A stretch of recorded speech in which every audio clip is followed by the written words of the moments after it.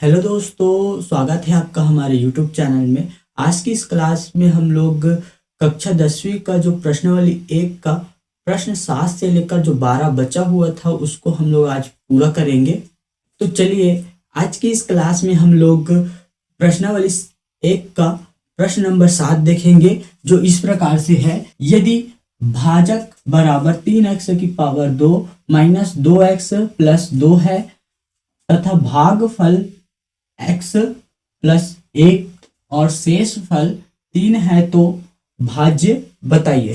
तो आपने कक्षा 9वीं, कक्षा 8वीं और कक्षा 6वीं 7वीं में आपने पढ़ा होगा कि कैसे भाज्य को लिखा जाता है। भाज्य का सूत्र होता है कि भाज्य बराबर, चूंकि भाज्य बराबर होता है भाजक गुना भागफल और प्लस होता है शेष फल। ठीक है, तो इस सूत्र को आप जानते ही होंगे और इसी सूत्र से हम लोग इस प्रश्न को हल करेंगे। तो चलिए हल करते हैं। कैसे हल करेंगे? सबसे पहले देखिए भाजक और भागफल। पहले देखिए भाजक कितना दिया है। भाजक दिया है ये वाला, है ना। तो भाजक को लिख लेते हैं हम लोग 3x की पावर 2 माइनस 2x प्लस 2 है। फिर गुना है क्या? भागफल। तो भागफल कितना है हमारा? x प्लस 1, x प्लस 1 है और प्लस है हमारा शेषफल। तो शेषफल कितना दिया है? यहाँ पास 3 दिया है, तो यहाँ लिखना है हमको प्लस 3। अब देखिए इतना पूरे का गुना जो है वो इतने के साथ करना है। तो या तो हम लोग इसमें से सभी का एक एक करके इनके साथ गुणा कर लेते हैं, या फिर इतने का पहले इसके साथ गुणा कर। तो हम लोग ऐसे कर लेते हैं x का गुना इन सभी के साथ, है ना। तो पहले x का गुना जो है वो 3 के साथ करेंगे, 3x की पावर 2 के साथ, है ना। तो 3 एकम 3 हो जाएगा। x की पावर में 2 है और इधर x है, तो इसका पावर क्या हो जाएगा? 3x हो जाएगा, है ना। x की पावर 3 हो जाएगा और माइनस है 2 एकम 2x की पावर 2 हो जाएगा, प्लस है 2x हो जाएगा। अब फिर हमको इस एक का गुणा जो है इसके साथ करना है, प्लस 3x की पावर 2 हो जाएगा, क्योंकि एक का गुणा करेंगे तो इतना ही आएगा। ठीक है, फिर प्लस 1 का गुणा हम लोग 2x के साथ करेंगे तो माइनस 2x आएगा। फिर प्लस 1 का गुणा हम लोग प्लस 2 के साथ करेंगे तो प्लस 2 आएगा और इधर जो शेष फल है उसका प्लस 3। ठीक है, अब देखिए ये तो वही रहेगा, 3x की पावर 3 ही रहेगा, माइनस 2x है और इधर प्लस 3x है। तो 3 में हमको 2 कम करना है, 3x की पावर 2 में हमको 2x की पावर 2 कम करना है। तो कितना आएगा? प्लस x की पावर 2 आ जाएगा और इधर देखिए प्लस 2x माइनस 2x, ये दोनों आपस में कैंसिल हो जाएगा और इधर 2 प्लस 3 है तो कितना हो जाएगा? 2 प्लस 3 5। इस प्रकार से हमारा आंसर आ गया। ठीक है, तो हमारा जो भाज्य है, इस प्रकार से जो हमारा आंसर आया है यही हमारा क्या है? भाज्य कहलाएगा। ठीक है, तो आइए अब हम लोग इसके आगे की प्रश्न को देखते हैं, जो कि प्रश्न नंबर 8 है, जो इस प्रकार से है। यदि भाजक बराबर 4x माइनस 7 तथा भागफल बराबर x प्लस 1 और शेषफल 0 है तब भाज्य बताइए, है ना। तो इसको बताने के लिए फिर से वही वाला सूत्र लेंगे, क्योंकि हम लोग जानते हैं भाज्य बराबर होता है भाज्य बराबर होता है भाजक गुना भागफल प्लस होता है हमारा शेष फल। ठीक है, तो यहाँ पर देखिए भाजक जो है वो हमारा है 4x की पावर 1 ही है माइनस 7, 4x माइनस 7 और हमारा भागफल जो है वो है हमारा x प्लस 1। अब देखिए शेषफल क्या है हमारा? शेषफल है 0, तो यहाँ लिखेंगे हम लोग 0 और इतने का गुणा जो है इतने से करना है, अर्थात सबसे पहले हम लोग x का गुणा इन दोनों के साथ कर लेते हैं। 4x एकम x की पावर 2 हो जाएगा, है ना। 4 एकम 4 और x की पावर 2 हो जाएगा। फिर माइनस 7 है तो 7 एकम 7 x हो जाएगा। फिर अब 1 का गुणा जो है इसके साथ करेंगे तो प्लस 4 एकम 4 x हो जाएगा, माइनस 1 सकते 7 हो जाएगा, प्लस है हमारा 0। तो इधर देखिए अब ये हो जाएगा 4x की पावर 2, और देखिए ये बड़ी वाली संख्या जो है माइनस में है तो हमारा उत्तर भी क्या आएगा, माइनस में आएगा। माइनस 7x और प्लस 4x जब आपस में क्रिया करेंगे तो क्या आ जाएगा हमारा 3x, क्या बचेगा इन दोनों में माइनस 3x है ना, और इधर बचेगा -7। तो इस प्रकार से यही हमारा क्या होगा, भाज्य कहलाएगा, है ना। इस प्रकार से यही हमारा भाज्य कहलाएगा और यही हमारा आंसर रहेगा। ठीक है, तो ऐसा बनेगा इसका आंसर।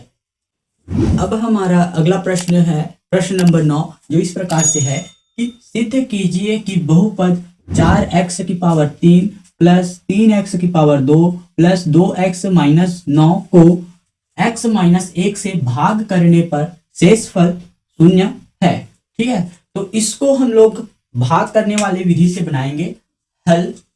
हमें यह सिद्ध करना है कि शेषफल जो है 0 होना चाहिए, है ना, है कि नहीं, उसको बताना है। तो इसके लिए क्या करेंगे हम लोग, सबसे पहले देखिए भाजक क्या दिया है, x माइनस 1 दिया है, और हमारा भाज्य कितना दिया है, 4x की पावर 3 प्लस 3x की पावर 2 प्लस 2x माइनस 9 दिया है। ठीक है, इसमें हमको अब इसको हल करना है। तो पहले हम लोग देख लेते हैं कि कौन सी संख्या का गुणा करना है। यहाँ पास रफ कार्य कर लेते हैं, है ना, रफ कार्य कर लेते हैं। जैसे यहाँ लिखा है 4x की पावर 3 और इसका पहला पद लेंगे, इसका पहला पद लेंगे, है ना। तो इधर है x, एक x से एक x कैंसिल हो जाएगा, इस प्रकार से 4x की पावर 2 बचेगा। तो हमें किससे गुणा करना है, यहाँ पास 4x की पावर 2 से, है ना। तो जब इसका गुणा इसके साथ करेंगे तो 4 एकम 4x की पावर कितना हो जाएगा, 3 हो जाएगा, है ना। फिर माइनस है 4 एकम 4x की पावर 2 हो जाएगा। अब देखिए इसमें ये प्लस में है, ये माइनस में बदल जाएगा, ये प्लस में है, ये माइनस में बदल जाएगा, ये माइनस में है, ये प्लस में बदल जाएगा। ये वाला आपस में कैंसिल हो जाएगा, क्यों, क्योंकि ये प्लस में है और ये माइनस में चला गया। अब देखिए +3 है और ये +4x है, तो ये दोनों आपस में जुड़ जाएगा और कितना हो जाएगा, +7x की पावर 2 हो जाएगा, और इधर लेंगे हम लोग +2x। अब देखिए इसमें किस चीज का गुणा करना है, तो इसको जानने के लिए हम लोग 7x की पावर 2 लेंगे और इधर का पहला पद है x, तो एक x से एक x कैंसिल, इस प्रकार से हमारा 7x बचा, है ना। तो हमें किसका गुणा करना है, +7x का। तो 7 एकम 7x की पावर 2 हो जाएगा, फिर माइनस 7 एकम 7x, इस प्रकार से ये माइनस में चला जाएगा, ये प्लस में बदल जाएगा, ये प्लस में है, ये माइनस में है, आपस में कैंसिल हो जाएंगे, और 2x और +7x कितना हो जाएगा, 9x, और इधर बचा है -9। ठीक है, अब देखिए इसको क्या करना है, इसका पहला पद है 9x और इसका पहला पद है x, तो x से x कैंसिल हो जाएगा, इस प्रकार से हमारा 9 बचेगा। तो हमें किसका गुणा करना है, +9 का, है ना। तो 9 एकम 9x हो जाएगा, फिर -9 एकम 9, है ना, फिर ये हो जाएगा माइनस, ये हो जाएगा प्लस। ठीक है, ये प्लस और माइनस क्या हो जाएगा, कैंसिल हो जाएगा आपस में, ये भी ये प्लस में है, ये माइनस में है, आपस में कैंसिल। इस प्रकार से हमारा शेषफल कितना बचा, शेषफल 0 बचा। ठीक है, शेषफल 0 बचा। तो इस प्रकार से हमारा क्या हो गया, सिद्ध हुआ, है ना, सिद्ध हुआ कि जो हमारा शेषफल है वो 0 है। ठीक है, इस प्रकार से ये प्रश्न बनेगा। तो देखिए आप लोग देख लीजिए कैसे बन रहा है ना। तो आइए अब हम लोग हमारा अगला प्रश्न देखते हैं, जो प्रश्न नंबर 10 है। जो इस प्रकार से है, जांच कीजिए कि बहुपद x square minus 5x plus 3 को x माइनस 3 से भाग करने पर शेषफल शून्य है अथवा नहीं। इस प्रश्न में हमें यह बताना है कि बहुपद इतने को इतना से भाग करने पर जो शेषफल है वो शून्य है कि नहीं, है ना। तो चलिए इसको हल करते हैं। यहाँ पर हमारा भाजक दिया है x माइनस 3 और हमारा भाज्य दिया है x की पावर 2 माइनस 5x प्लस 3। ठीक है, इसको हमको हल करना है। तो देखिए इसका पहला पद ले लेते हैं। इसका पहला पद क्या हो जाएगा, x का स्क्वायर बटे x, एक x से एक x कैंसिल हो जाएगा। इस प्रकार से हमें पता चल गया कि किससे गुणा करना है हमें, x से, है ना। एक x ही बचेगा हमारा। तो इस प्रकार से हम लोग इसका गुणा x के साथ करेंगे तो कितना आएगा, x का स्क्वायर और माइनस 3 के साथ इसका गुणा करेंगे तो माइनस 3x, है ना। अब देखिए ये प्लस में है, ये माइनस में बदल जाएगा, ये माइनस में बदल जाएगा, ये माइनस में, ये प्लस में बदल जाएगा। ये प्लस में है, ये माइनस में आपस में कैंसिल हो जाएगा और माइनस 5x में हमको प्लस 3x करना है ना। मतलब जो बड़ी संख्या है वो किस में है, माइनस में है, तो यहाँ माइनस आएगा और कितना आएगा 2x और इधर देखिए प्लस 3। अब कौन सी संख्या लेना है हमें, पहला पद ले लेते हैं माइनस 2x और इधर का x, x से x कैंसिल हो जाएगा। इस प्रकार से हमारा माइनस 2 बचा, तो हमें माइनस 2 का गुणा करना है 2।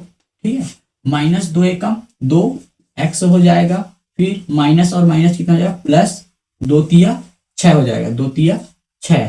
ठीक है, ये हो जाएगा हमारा माइनस वाला प्लस में बदल जाएगा और ये प्लस वाला माइनस में। तो माइनस 2x और ये प्लस 2x आपस में कैंसिल हो जाएंगे और प्लस 3 और माइनस 6 जब घटाएंगे तो कितना आएगा, माइनस 3। इस प्रकार से हमारा शेषफल जो है माइनस 3 आया, है ना। अतः जो है वो शेषफल क्या होगा, 3 होगा, है ना। 3 शेषफल कितना आएगा, 3 आएगा। हमारा शेषफल जो है वो शून्य नहीं होगा। ठीक है, इस प्रकार से ये प्रश्न नंबर 10वां बनेगा। तो आइए अब हम लोग अपना प्रश्न नंबर 11 करते हैं, जो कि इस प्रकार से है। यदि किसी आयत का क्षेत्रफल 45x की पावर 2 प्लस 30x वर्ग मीटर तथा उसकी चौड़ाई 15x मीटर है, तब उसकी लंबाई क्या होगी, है ना। तो इसमें हमें दिया गया है कि आयत का क्षेत्रफल कितना है, 45x की पावर 30x वर्ग मीटर, है ना। और इधर दिया है इसका चौड़ाई, इसका चौड़ाई जो है वो 15x मीटर है और इसकी लंबाई हमको क्या करना है, ज्ञात करना है। तो चलिए हम लोग जानते हैं कि जो आयत का क्षेत्रफल होता है वो क्या होता है, आयत का क्षेत्रफल बराबर होता है लंबाई गुना चौड़ाई के, है ना, लंबाई गुना चौड़ाई। तो इधर देखिए आयत का क्षेत्रफल हमें कितना दिया है, 45x की पावर 2 प्लस 30x वर्ग मीटर, है ना। और इधर हमको क्या ज्ञात करना है, लंबाई। तो लंबाई हमें पता नहीं है तो हम लंबाई को एज इट इज लंबाई ही रख देते हैं, फिर गुना करते हैं किसका, चौड़ाई के। तो चौड़ाई कितना है हमारा 15x मीटर। ठीक है, तो अब देखिए जो 15 है उसको हम लोग इधर लेके आएंगे। तो जब इधर आएगा वो 15x, है ना, तो 45x की पावर प्लस 30x बटे हो जाएगा ये 15x और बराबर होगा हमारा लंबाई। ठीक, अब ये जो लंबाई है वो तो ऐसे ही रहेगा, लेकिन ये देखिए जो 15 है वो इन दोनों के लिए है ना। तो इसके इसलिए मैं इसको ऐसे लिख सकता हूँ 45x की पावर 2 बटे 15x, है ना, और प्लस रहेगा हमारा 30x बटे 15x, है ना। क्यों, क्योंकि ये जो 15 है वो इन दोनों में है ना, इन दोनों के लिए है, इन दोनों के बटे में है इसलिए, है ना। अब देखिए इधर से 1x और इधर 1x कैंसिल हो जाएगा और 15 एकम 15, 15 तिया 45 हो जाएगा। फिर 1x से 1x इधर कैंसिल हो जाएगा, 15 एकम 15, 15 दूनी 30 हो जाएगा। इस प्रकार से हमारे पास बचा 3x प्लस 2 है ना, 3x प्लस 2, और इधर ये हमारा लंबाई रहेगा, लंबाई। ठीक है, इसको मैं इस प्रकार से लिख सकता हूं या करके कि लंबाई बराबर 3x प्लस 2। ठीक है, इस प्रकार से हमारा जो आयत का लंबाई है वो कितना आएगा, 3x प्लस 2 होगा। ठीक है, इस प्रकार से हमारा जो प्रश्न नंबर 11 है वो बनेगा। तो आप लोग देख लीजिए कैसे बनता है ये प्रश्न नंबर 11।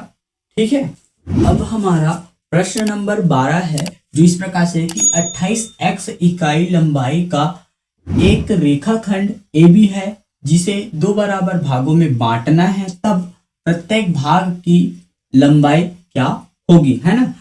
तो हमें कहा गया है कि 28 इकाई है ना लंबाई वाले रेखाखंड को हमें AB रेखाखंड जिसकी लंबाई क्या है हमारे पास 28x है ना, 28x इकाई लंबाई है, उसको हमें 2 बराबर भागों में बांटना है। तो 2 बराबर भागों में बांटेंगे, 2 बराबर भागों में बांटने पर है ना, इसकी प्रत्येक भाग की हमको इसकी लंबाई बताना है ना। तो प्रत्येक भाग की लंबाई क्या होगी, 28x, इसको कितने भाग में बांटना है हमको, 2 बराबर भागों में, तो 2 से भाग कर देंगे, है ना। तो 2 एकम 2 और 2 एकम 2, 2 चौक 8, इस प्रकार से हमारे पास बचेगा 14x, है ना। तो इस प्रकार से है ना प्रत्येक भाग की लंबाई क्या हो जाएगी, प्रत्येक भाग की लंबाई 14x इकाई हो जाएगी, क्या हो जाएगी, इकाई हो जाएगी, है ना। तो इस प्रकार से प्रश्न नंबर 12 जो है वो बनेगा। ठीक, आशा करता हूं कि आपको ये जो प्रश्नावली था वो समझ में आ गया होगा। तो इस प्रकार से हमारा प्रश्न नंबर 12 जो है वो बनेगा। ठीक है, देख लीजिए कैसे किस प्रकार से हल होगा ये प्रश्न नंबर 12। तो चलिए आज की इस क्लास में बस इतना ही, और हमारे अगर चैनल को आपने सब्सक्राइब नहीं किया है और वीडियो को लाइक नहीं किया है तो चैनल को जरूर से सब्सक्राइब कर लीजिए और वीडियो को लाइक जरूर से कीजिएगा, और कमेंट करके जरूर से बताइए कि हमारा जो वीडियो है आपको कैसा लगा। धन्यवाद।